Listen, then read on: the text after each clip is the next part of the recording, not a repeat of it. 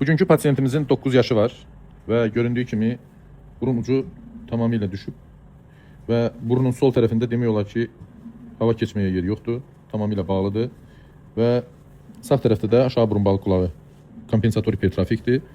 Bir sözlə hər iki tərəfdən burun yolu bağlıdır. Və belə halda təbii ki hər dəfə bu mövzuya toxunuruq.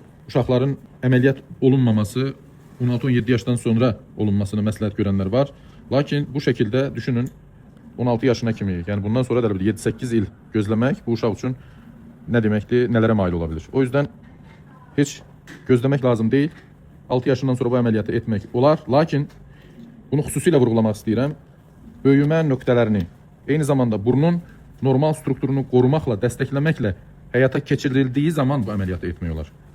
Çünki digər bir şəkildə bu əyridir deyə çıxartmaq, onu rekonstruksiya edə bilməmək şəklində yanaşma sonunda daha da pis nəticələrə gətirib çıxarır ki, nəhayət həm burun tənəffüsü pozulur və eyni zamanda estetik görünüşü də pozulmuş olur. O zaman mütləq qabırğa qırdağı alaraq rekonstruksiya ehtiyacı yarana bilir. Belə hallarda isə biz qoruyucu əməliyyat edirik, həm xarici görünüşünü mümkün qədər bərpa etməklə, qorumaqla, dəstəkləməklə, böyümə nöqtələrində qorumaqla həyata keçiririk və dünyada da yanaşma bu şəkildədir. Bu içeride böyle bükülmüştü. Əməliyyat artıq qığırdaqlar çıxarılmaqla, o əyri parçalar çıxarılmaqla həyata keçirildi və göründüyü kimi burun yolları açıldı. Əməliyyatı biz əgər bu mərhələdə yekunlaşdırmış olsaq, gördüyünüz kimi burun yolu açılmış olur və daha burun tənəffüsü bərpa olmuş olur və sanki hər şey tamamdır. Lakin burada bir məsələ var.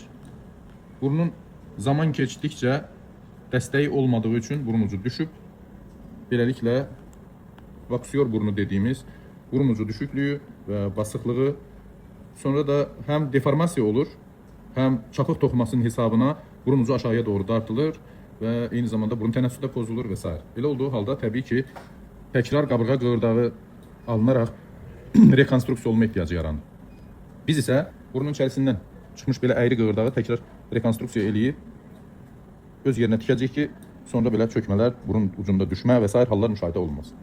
Göründüyü kimi indi artıq burun yolu tam açıqdır, geniş, rahat, burun udlağa qədər yol açıq. Burada da yenə əks tərəfdə də yol açıqdır, burun tənəffüsü hər iki tərəfdən rahatlıqla bərpa oldu və xarici görünüşü də düzəlmiş oldu. Burun da dəstəkləndi ki, sonradan düşmə, çökmə, əyilmə olmasın. Ona görə də bu əməliyyatda biz estetik görünüşü də dəyişdiyi üçün, düzəldiyi üçün, yaxşılaşdığı üçün və rinoplastika yox, estetik septoplastika deyirik bu əməliyyata.